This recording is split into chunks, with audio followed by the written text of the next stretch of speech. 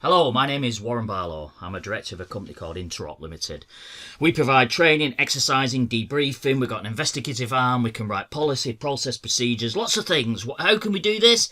We can do this because we've got a wide range of consultants, from senior police officers, head of counter-terrorism network, chief officers in the fire service, people with local authority experience, people with explosive detection dog experience, for example. We've got a wide range of skills. I came from a policing background myself. 18 years of that was in counter-terrorism, and so I've come with a lot of critical threat and response planning, delivery of training and exercising.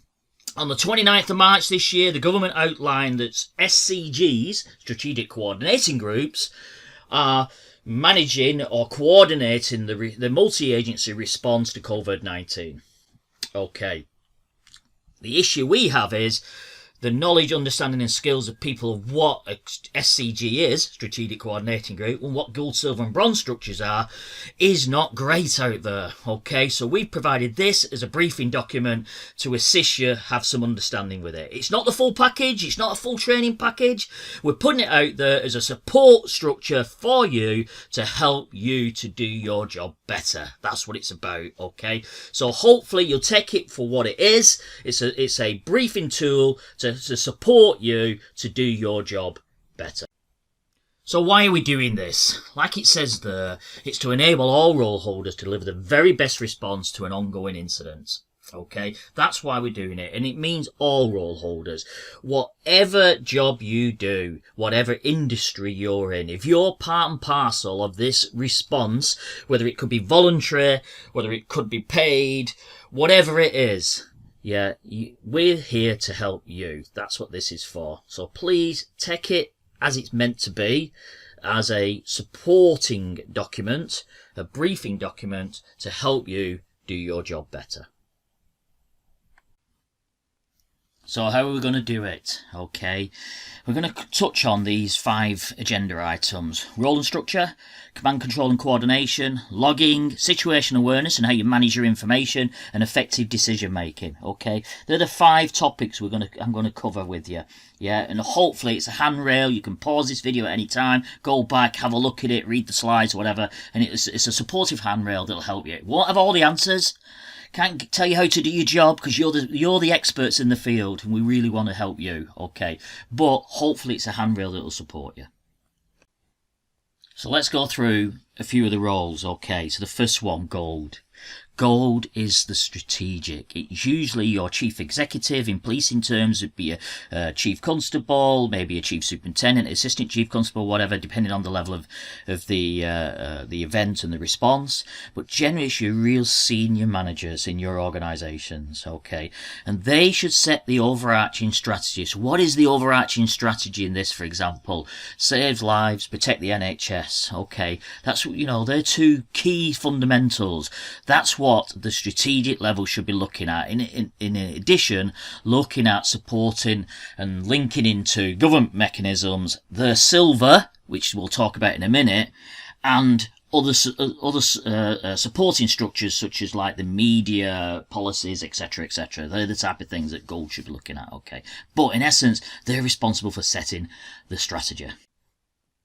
Okay, next level down then. So gold have set the strategy. We want to protect the NHS, we want to save lives. Now, the silvers set the tactics. They set the actions. How are we actually going to achieve this? Okay, how are we going to achieve the strategy that's set by the gold? Okay, so they will decide, well, we need so much PPE, we need so many staff, we need to ensure that the deliveries are on time, we need to ensure that ambulances can come and go, we can do the triaging of patients, etc., at the appropriate standards. If they're setting the tactics, okay, this is what I need, this is what needs to be done, etc., etc., okay, and they will drive the tactics down to the bronzes, which I'll talk about next, who will then implement those tactics. So, who are the bronzes? The bronzes are the team leaders. In policing terms, that could be a sergeant that's got a team of staff that's pulling cordons on or doing searching and stuff like that. It could be a constable that's responsible for another team of staff, doing other work. In medical terms, it could be the charge nurse responsible for a ward. It's somebody that's managing a team of people who are doing what they can in order to achieve the directive, the tactics that's been defined by Silver. It's a chain of events. It's a pyramid structure. Gold sets the strategy. Silver sets the tactics. Okay, this is what we're going to do, or the actions for people to do. And then bronzes have the team of staff and will carry those tactics out. So, we've talked about gold, we've talked about silver, we've talked about bronze. When I talk about those things, I'm looking at them in a local context. Let's take Royal Bolton Hospital as an example. We'll have many bronzes who are running their teams at Royal Bolton Hospital. Above them will be the tacticians, there'll be the silvers who are deciding what actions needs to be done. How do we get patients in, patients out, equipment in, equipment out, overlaying of PPE and that type of equipment. Where are we up to with all that? They'll be asking lots of questions and wanting answers to those questions, and they'll be feeding gold. Now, gold will be reporting to and attending the strategic coordinating group meetings, okay? And that could be online, it could be using video conferencing facilities, etc. But they're reporting to the strategic coordinating group. Now, the strategic coordinating group is all the goals in the region coming together, all the brains setting the overarching strategy for that region and for that response. Okay, where they sit, the base that they're in, is called the Strategic Coordinating Centre. So when you hear of SCCs or SCGs, that's all they are, okay? But gold are reported into them. Now, they are usually run by the policing network, okay? The police normally chair that, but it's a collective. Everybody should have a voice at all levels of this, because everybody's got something valuable to add, yes? So make sure that everybody has a voice. That voice from the Strategic Coordinating Group will be feeding directly into government mechanisms. And those government mechanisms could actually be a COBRA meeting that's ongoing, okay? So anybody involved in this chain of events has the power and has the ability to impact on each layer, okay? So always empower your staff to please come up with those good ideas and supportive comments so that we can all get through this and get the very, very best outcome for us all. So this is just a pictorial representation of what I've just said. So if you took Royal Bolton Hospital as an example, you'd have a number of bronzes that are running their various teams, like I said, head of ICU, etc., etc. They gain their direction from silver, who's outlining the tactics that are going to be employed, and they're working to the working strategy that's been set by gold. So what's gold's local responsibilities? Well, they set the strategy for the emergency response. They're going to support the organisation as well. They don't just set the strategy, they support the organisation in order to deliver that strategy, whatever it may be. And they should attend, or whether it's virtual attendance, i.e. by video conferencing facilities, the strategic coordinating group meetings. So it's key that we have this joined up approach, that we're all working together. And when I say local, I do refer to that local authority, healthcare trust, NHS trust, etc. Next is silver's responsibilities. So, when they first get in post, they generally will receive the notification of the incident first.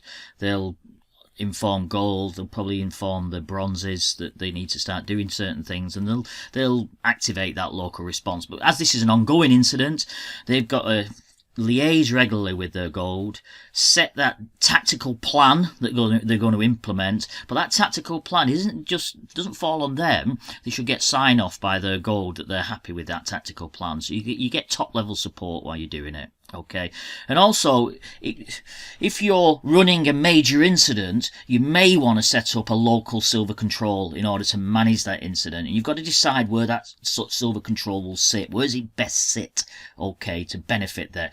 And when you're running a silver control, which is in essence an intelligence cell where all the information is coming in, because you can't get it all in your head, you can't manage all this with such a vast scale of things that's going on all at once. You need a support network around you. a team around you that are going to support you. Okay, and all the information should come into Silver Control and help Silver to make those tactical decisions that are needed.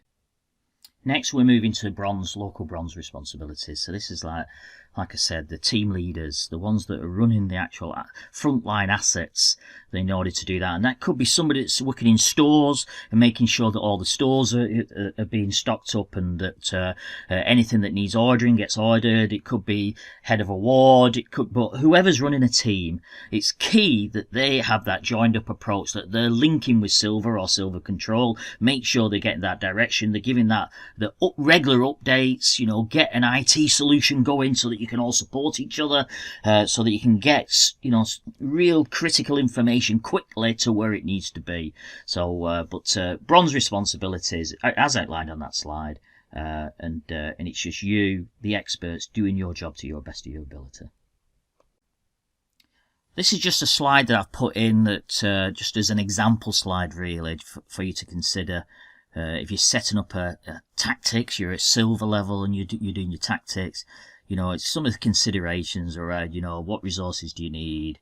Where and when do these resources need to be deployed? Are they already deployed, etc.? Do they need refreshing? Do the staff need to be changed over? Do you have the right people around you, around your table, making these decisions? Is there somebody there that really doesn't need to be there? And is there somebody missing that needs to be there? These are a lot of considerations. That one there, top right, which says determine the operational rhythm. So when you're having your briefings, etc., do you understand that your briefings, who is your customer for your briefings? It's your staff, yeah, but also it's upwards to gold, isn't it, that need your briefings as well. They need to have an understanding where you are once you've had your meetings. And gold are reporting to the SCG, so they'll need to understand when the SCG are having their meetings, and then the SCG potentially is reporting into government mechanisms, including Cobra, so you need to know when they're sitting as well. So then if you work backwards, you understand what time Cobra sits. Let's say it's 2 o'clock in the afternoon. Then work backwards from that. You think, well, we need to sit at 12, our gold meetings. Then probably your tactical meetings, you want to sit at 10. So that means your bronze meetings, your team meetings, maybe at 8 a.m. in the morning. Also that they can report into the next layer and they'll have the most up-to-date information and they're ready to go. You've always got to think about your handovers as well, and I'd suggest pause the video at this point, have a read at this slide, take in all the things that's on it, that's a handrail for you to consider about outstanding actions, issues, handover, key contact details and stuff like that, and think to yourself, what would you want to know if you were being handed over? If somebody was handing over to you, okay? Because if you need to know it, you need to provide that information to others as well. So I'm going to touch on the 3 C's, command, control and coordination. And let's just refresh, if you think about gold, it's the thinking people. They're the thinkers. They've got to define that policy. They've got to have that understanding of what they're trying to achieve. And they should be approving the tactical plan that's been put forward to them by Silver. Silver are directing the response and coordinating that response. And then the doers is the bronze. They're carrying out the tasks. Okay, and that is the structure for gold, silver and bronze. I'm just going to move along now to some command and control tips, top tips for you, okay? We are mindful there's a lot of experienced people out there who are fully aware of this, but it's to help your colleagues who may not be as experienced as yourselves, okay? So it matters not what level you're at, gold, silver or bronze, irrelevant, doesn't matter, okay? These top tips are available to you at whatever level you are at, okay? Clear and timely communication. Communication. You can't say it enough, okay? It is so important. Following your procedures and protocols. They've been built over many years, okay? Follow them. If they need to change and things aren't working, articulate that, and then we can look to improve that, enhance it, make things better. Okay, constant review of your tactical plans. If you have an idea or a hunch about something, it isn't a guess. It's that you've got that idea through your knowledge, understanding and skill and life experience, which includes your employment experiences in this employment or previous employment over a long period of time. Okay, articulate it. Don't be afraid to articulate it. Let's discuss it. Let's assess it. Is it workable? Can we do it? Can we not do it? What's the reasons why we can't do it? And document it. And let's see if we can all move together and be supportive. Okay. I'm going to touch on the joint decision-making model later, and I'll put a screenshot up of what the JDM is about, and I'll talk about JDM. Okay, but I'm please ask you to visit the GSIP website or download the GSIP app. It's www.jesip.org.uk. Go to the download page. There's loads of material on there. There's how to do risk assessments, briefings, joint decision-making models. Lots of different things out there that will support you, okay? Also, you can go on the Apple Store or the Google Play Store and you can download the app. I have a copy of the app on my phone. I've had it on my phone for years. It's a brilliant resource there for you that will help you to do your job better. There are some real challenges to effective command, control and coordination, and we've put a few up there. There's many more, okay? But key is, is empowering each other, working together, having an understanding of each other's working practices, but get together. The big one for me is third one down on the left, poor communication. You don't tell people, ask them. Say to them, if there's somebody from a different organisation, say to them, okay, then what can you bring to this is the issue we've got. What can you do for us? Yeah, that's a far better question than telling somebody that you really don't know what they do, telling somebody what to do. Okay, ask them and you'll get far more out of them. But please have a look at that list. There may be more, but it's there as a handrail to support you. Another element to be mindful of is logging. Please log your decision making. Log your decision making and rationale. Now, some people keep personal logs. Sometimes there's an organisational log, okay? Personal logs is your notes, but they all belong to the organisation. When there's a review of all this afterwards, people will want to know what decisions people made at the time and why. So there's a number of logging systems. You may have a local logging system at your place of work that you may use a paper log, and I'll give you an example of that shortly.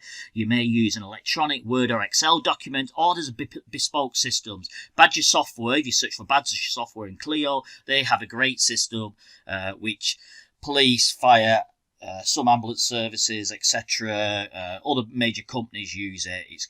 I'll show you a screenshot of it later. But in essence, I would use it in the police. We'd use it for terrorism attacks. We'd use it for deploying surveillance assets. We would use it for murder inquiries, kidnapping scenarios. You name it, we use it, and it's a very, very effective tool for logging because it's full audit trail on every keystroke that you did at that time, and it's a very good system. But if you don't know what you've got, please just use a paper one, but log your decision making together with the rationale for that decision. So, like I said, I've put up just an example of a paper copy. You may need a government security classification on it when it's completed. Whatever that, I've just put official sensitive on this example here. You want the entry numbers, they've got to be in date and time order, outline what the information is. So this is the information we've got, and then what's your decision making, any referrals, any actions you've been raised, etc., and then sign off when you've completed it, etc. So some people talk about personal logging. That isn't being a logist. A logist is somebody who logs on behalf of usually the gold or the silver or the organisation. Okay, so there's an example there about personal log and a logist. All these items, whether it's a personal log or it's the actual incident log, so you're running an incident log, let's say like a police log, when you ring up the police and they create a log to say that, there's been a noise, there's been a noise down the street and they think there's fighting, for example, a log would be created. That's an incident log, okay? Common to both is they both belong to the organisation at the end, yeah? Good practice for logging. Use the appropriate log. Is it your personal thoughts and decisions? Is it the incidents? Make sure it goes on the right one. Non-verbal communication. Everybody raise their hands. Well, you can't see that, but you should write it down. Assumptions, chronological order. Make sure you use key language. And then this is just an example of, and like I said, you can pause this at any time. This is just an example of Clio, which we would use in the emergency services, the police, public order events, football matches, that type of thing, together with kidnappings and other events such as counter-terrorism events, etc. So, but that's just a number of examples and a little bit of a handrail around logging. But it is so vital that you log your decision making and the rationale for it. And that could be, for example, that you have 3 potential outcomes because of this information. You decide to do, if you've got A, B, and C, you decide to just do A. Well, okay, document you're doing A, but document that you've considered B and C, and the rationale why at this time B and C aren't being completed. Reason for that is 24 hours later, B may be the best option now. Yeah, you can update your decision log and move to item B and say we're going to do that, because at this time, for the information we now know, B is now the best option. Okay, and I hope that makes sense to you. That is the way to run a good quality decision log. As I've said before, GSB, and that's the logo of it, they have an app and they have a website, jesip.org.uk. Please go on it. Go to the download page and you'll find the joint decision making model. Okay, and this is the model. It can be fast time, it can be decision making, it's long term, it can help you to do your policy log, decision log, write statements. It's really good. What is the current information intelligence we've got at the moment? What's the risk and what's the working strategy around it? What policies and procedures have we got? What options and contingencies have we got? Okay, and what action are we going to take? And when we take that action, let's review it. How's it working? Spin the wheel again. And all the time, what you're doing it for. That central pillar is you're trying to save lives. You're trying for the ultimate outcome, for the betterment of your organisation, your individuals that work there, and the wider community and public. I just want to touch on now situational awareness. Situational awareness is so important, but you can't have situational awareness unless you have good information management. Sharing all your codes of practice, your policies, processes, procedures with other people, all the relevant people that need to help you make your decisions. Have a good, solid command, control and coordination function. Regular briefings to staff, but make sure it's not a tell briefing. It's a two-way briefing. You should be, is there anything I've missed? Anybody got any points? Please ask them. Really have a warm, welcoming feel about you, that actually you want as much information as you can. If need be, have a logist at side of you that's recording details. Let's really empower people to speak from all departments, all agencies, all organisations. Yeah, let them participate in this shared situational awareness so that we can all, for the betterment of the organisation, the response, have the bigger picture. Because that's what it's all about. Once you have the bigger picture, you start to have an understanding and empathy of what is the requirement next. I've put up some quick do's and don'ts really for you. Good practice for situational awareness. Some things to do, some things to don't. I'm not going to go through them all, but it's a lot of what I've touched on already. A key one for me is don't react negatively to being challenged. Okay? If you react negatively, aggressively or dismissive, you're not going to have your staff or other organisations involving themselves in providing you with the information that you may need later down the line. Okay, so be supportive, have some empathy for people, and let's get through this together as a collective. This is my last information slide, really. To the right is the joint decision-making model again, to assist you with your decisioning. By all means, print these off, whatever. Take a screenshot. Use it. It's no issue whatsoever. There's no copyright issues with this. It's free. Get it out there to support you. Some what decisions, what's around situational awareness, where we want to get to, what we're trying to achieve. So your direction, and then the actions. What do we do now? What do we need to do next? What do we need to fix, etc., etc. Just some questions there which hopefully will help you and support you when you're doing your decision making and you're trying to find out which direction you want to go to, and if you need to change direction, because many times we do in these critical unfolding incidents. And so that's it then. Okay, so hopefully it's been beneficial to you. It's been supportive. If you've got any questions or you want to engage with us further, please just drop us an email at learn@interopltd.com. That's learn@interopltd.com. Okay, and we'll be on hand to support whatever you need. Hopefully it's been helpful. and supportive to you. Like I said, it's just a briefing document. Normally we do lots of training and stuff like that go with it, but we wanted to get something out there that would support you. I just want to end by saying a huge thank you to everybody at every level, every agency, whether the front end on a ward, to the paramedics, to the policing, the fire service, the other voluntary sectors, the transport infrastructure, the supermarket workers, pharmacists, everybody that's actually coming together and helping to get to the bottom and get us through this horrendous scenario that we're in at the moment.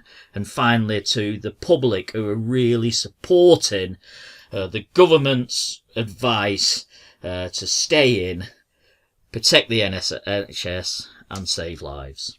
Thank you very much.